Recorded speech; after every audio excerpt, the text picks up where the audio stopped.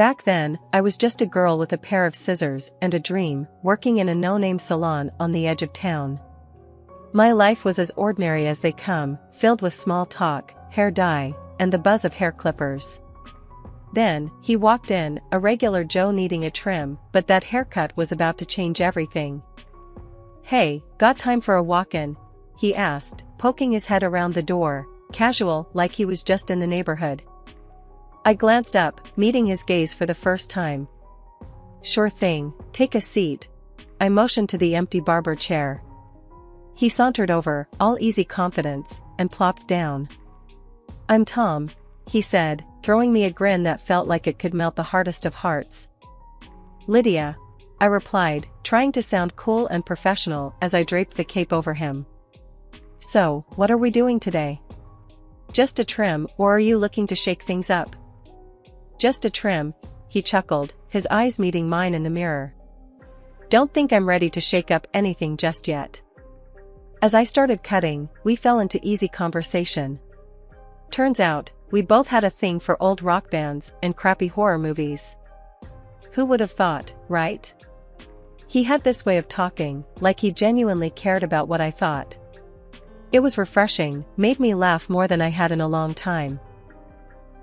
"You know, you're the first hairdresser I've met who knows more about Zombie Island Massacre than I do," he joked, as I snipped away. I scoffed, playfully nudging his shoulder. "Please, that movie's a classic. Besides, it's not often I get a client who appreciates fine cinema." He laughed, that sound filling the small space between us, and I couldn't help but join in. By the time I was done with his hair, it felt like we'd known each other for years instead of minutes. "There, all set," I said, brushing off the last few hairs from his neck. "What do you think?" He studied his reflection, running a hand through his freshly cut hair, then flashed me another one of those killer smiles. "Looks great, Lydia. You've got magic hands." I felt a blush creep up my neck. "Thanks, Tom. That'll be $15. He handed over the money, his fingers brushing mine for a split second. "How about I take you out for a drink to say thanks? There's this dive bar around the corner, nothing fancy, but it's got character." I hesitated, not because I didn't want to go, but because it felt like stepping into uncharted territory. "I don't know." "Come on," he coaxed, his eyes twinkling with a mix of challenge and something softer. "When was the last time you did something spontaneous?" That night at the bar, Tom and I talked about everything under the sun, from our dreams to our favorite pizza toppings. Our casual dates quickly turned into something more. Nights out at the dive bar became cozy evenings in, cooking dinner together or binging on those crappy horror movies we both loved. Our banter was easy, full of laughs and those tough, no bullshit conversations that only made us closer. "Lydia, I think this is it for me," Tom declared one evening, his usual playful tone replaced by something deeper, more serious. His sincerity took my breath away. "Tom, me too. I've never been this happy." Not long after, we decided to tie the knot. A couple of years down the line, our son, Alex, came into the world, making our small family feel complete. Watching Tom become a father was like falling in love with him all over again. Raising Alex was a wild ride, filled with laughter, late-night feeds, and learning on the fly. Tom and we were figuring it out as we went, leaning on each other through the sleepless nights and the baby milestones. Our little apartment was always a mess, toys everywhere, but it was our mess, our perfect little chaos. "Lydia, have you seen my socks?" Tom would holler from the bedroom, over the sound of Alex's giggles as I chased him around the living room. "In the drawer where they always are," I'd shout back, trying not to trip over the myriad of toys strewn across the floor. Life was good, simple but good. As Alex grew, so did our family dynamic. He was this bright, curious kid with a wild imagination and an even wilder energy level. Keeping up with him was a full-time job, but Tom and we tag-teamed it like pros. 30 years have passed at such a pleasantly insane pace. Then came the day Sarah walked into my salon. She was a breath of fresh air, with her easy smile and her way of making you feel like you'd been friends for years. As she sat in my chair, pouring her heart out about her recent breakup, I found myself genuinely caring about this girl, her story touching something in me. "Men are trash," she huffed, a fire in her eyes as she recounted her tale of woe. I couldn't help but laugh, snipping away at her hair. "Not all of them, surely. I got lucky with mine, but it took a few frogs to find my prince." She smiled at that, a real smile that reached her eyes. "You give me hope, Lydia." It was during one of these sessions that Alex decided to drop by, something about needing to borrow money for God knows what. The moment he and Sarah met, it was like watching a live spark. They hit it off instantly, their chemistry undeniable. "Mom, Sarah's cool, where'd you find her?" Alex asked later, trying to sound nonchalant but failing miserably. "In my chair, where else?" I teased, knowing full well what was brewing between those two. Sure enough, they started dating, and it wasn't long before they were inseparable. Watching them together, it was like witnessing a whole new chapter beginning, not just for them, but for our family too. Their whirlwind romance led them down the aisle in no time, and Tom and I found ourselves welcoming Sarah into the family with open arms. "Dad, I'm gonna marry her," Alex announced one day, a serious look on his face. Tom clapped him on the back, a broad smile spreading across his face. "You've got my blessing, son. Just make sure you're ready for the wild ride that is marriage." And what a ride it was. Their wedding was a simple affair, much like ours had been, but it was perfect. There was laughter, dancing, and an overwhelming sense of joy that filled the air. "Welcome to the family, Sarah," I said, pulling her into a hug. "You're stuck with us now, for better or worse." She laughed, hugging me back. "Wouldn't have it any other way, Lydia." Our family gatherings became the highlight of our weeks, filled with good food, great company, and the inevitable stories of Alex trying to impress Sarah with his not-so-impressive cooking skills. "Mom, tell Sarah about the time I made that 3-course meal," Alex would say, puffing out his chest with pride. I'd exchange a knowing look with Sarah, then dive into the tale, embellishing here and there for comedic effect. Well, the fire department only had to come once, so I'd say it was a success. Everyone would burst into laughter, the sound and melody that filled our home with warmth and happiness. Life has a way of throwing curveballs, and ours came hurtling out of left field. Tom, my rock, the guy who'd been by my side through thick and thin, started acting off. It was little things at first, staying late at work, business trips that seemed to pop up out of nowhere. "Tom, you're working late again?" I'd ask, phone cradled between my ear and shoulder as I tried to juggle dinner prep. "Yeah, babe, big project. You know how it is." His voice came through, tired but edged with something I couldn't quite place.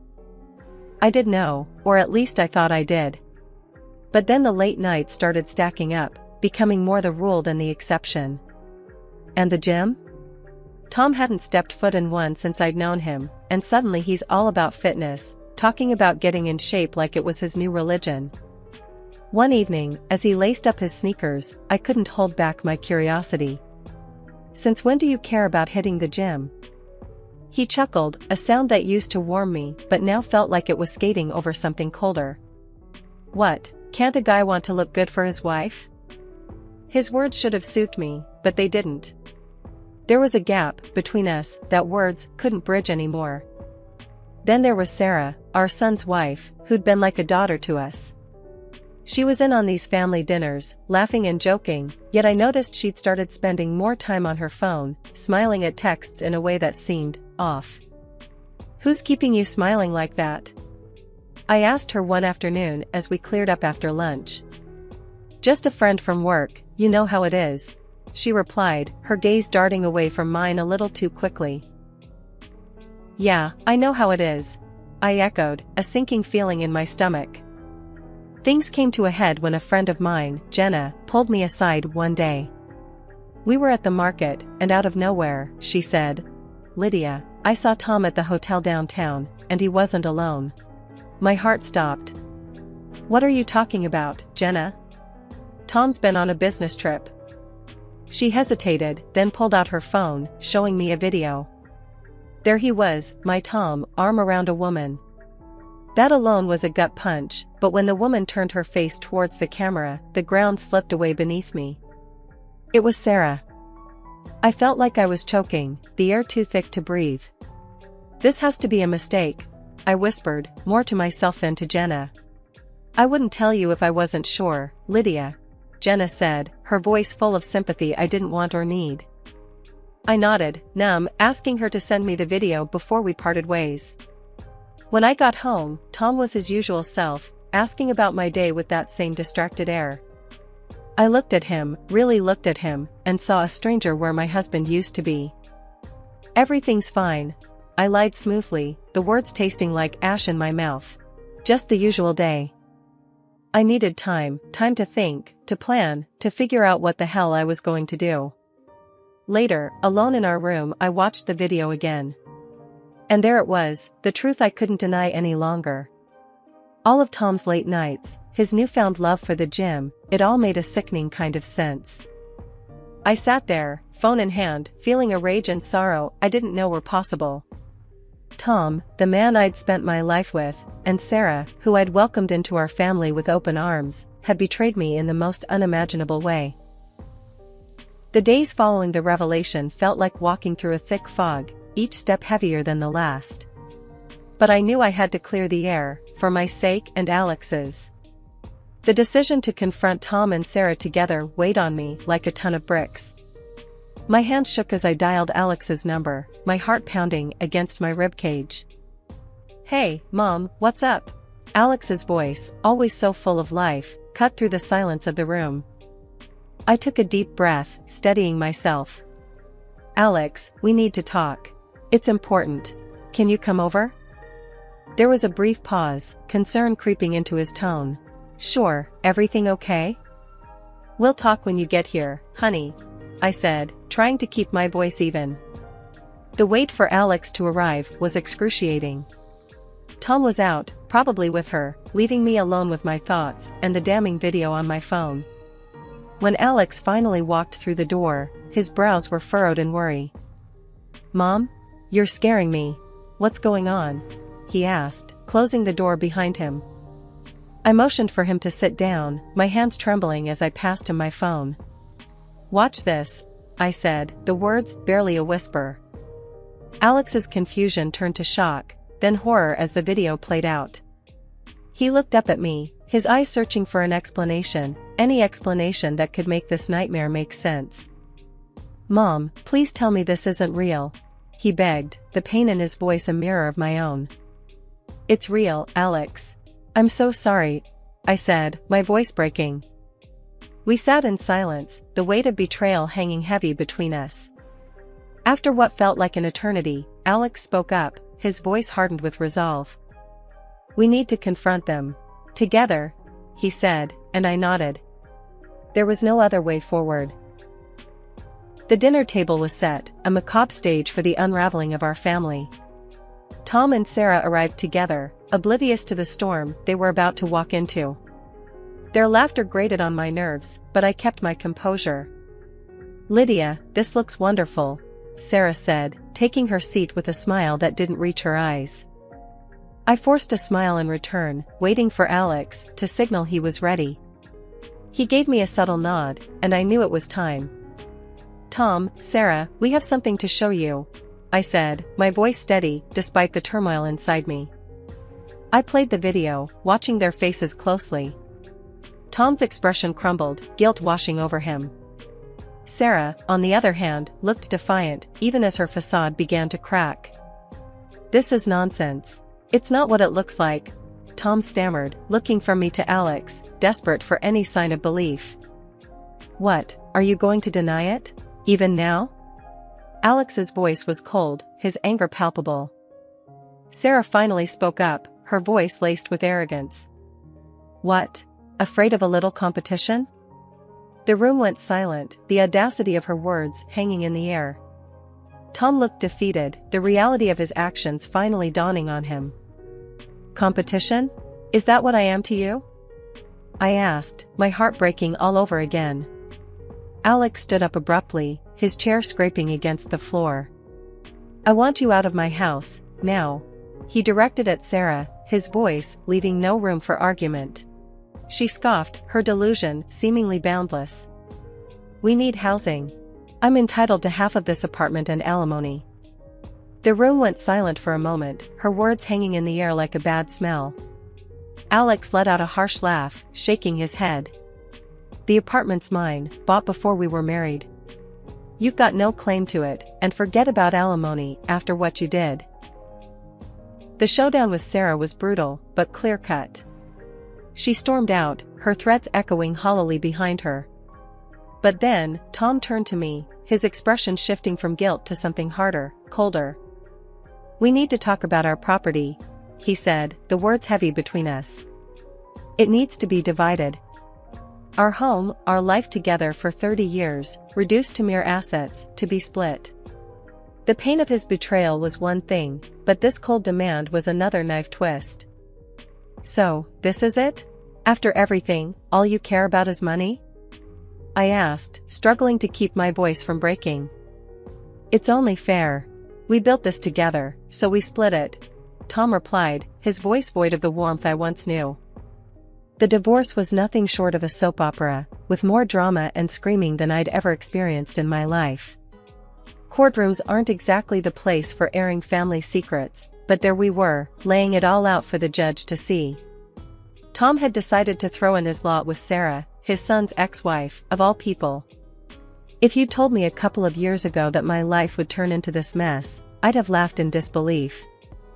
After the judge banged that gavel for the last time, declaring us officially divorced, Sarah had the nerve to gloat. Guess you're on your own now, huh? Kinda old to find someone decent, she sneered, thinking she'd struck a nerve. I just smiled at her, shaking my head.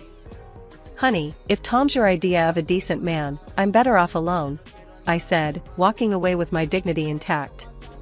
Let her have Tom and all the headaches that came with him. I had bigger fish to fry. With my share of the property settlement, I bought a modest apartment in a quiet part of town. It was no palace, but it was mine, a fresh start. The rest of the money went into my dream, a beauty salon of my own. The day I opened the doors to the public, I felt a mix of nerves and pride. This is it, Mom. You're gonna knock 'em dead, Alex said, hugging me tight before the first customers walked in. And he was right. Word of mouth spread, and before I knew it, Lydia's Oasis was the go-to spot in town. The online reviews raved about the place, and my heart swelled with pride every time I read a new one. Alex's life took a turn for the better, too. He met Emily, a woman as far from Sarah as the moon is from the sun. When they got married, it was a small affair, full of love and laughter, the complete opposite of his first wedding. And then came the twins, my beautiful grandbabies, filling my life with joy I didn't know was missing. Babysitting duty, Mom. You up for it? Alex would ask, dropping the twins off so he and Emily could have some much-needed couple time. Bring it on. These munchkins are no match for Grandma, I'd reply, gearing up for a day filled with games, giggles, and the occasional diaper disaster. Sarah's words from the courthouse echoed in my mind, and I laughed. Old and alone? Far from it. I was surrounded by love, my business was thriving, and my heart was full. I didn't just survive, I flourished. And as for Tom and Sarah, well, let's just say I wished them all the happiness they deserved. That call, it hit me like a freight train out of nowhere.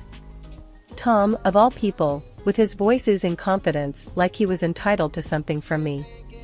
Lydia, you know, that salon of yours. I was thinking, given how well it's doing and all, it's only fair I get a piece of it. After all, wasn't it my money that got it started? He had the audacity to claim. I felt my blood boil, but managed to keep my cool. Oh, is that so? I played along, curiosity getting the better of me. Why don't we meet and chat about this, Tom? Say, next week? The call with Alex that followed was a whirlwind of emotion. Can you believe this, Alex? After everything, he still thinks he can squeeze more out of me. Alex was furious on my behalf. Mom, this is ridiculous. Let's dig up some dirt on him. A private investigator should do the trick. The week that followed was surreal. I was physically at the salon, but my mind was miles away, lost in thought and worry over what Tom was plotting. My staff and regulars could tell something was up. "You all right, Lydia? You seem distracted," they'd say. "Just an old ghost decided to pay a visit," I'd quip back, forcing a smile. But the anxiety gnawed at me, wondering what dirt the investigator would unearth. Finally, the report landed in my hands. The findings were a mix of the expected and the utterly shocking.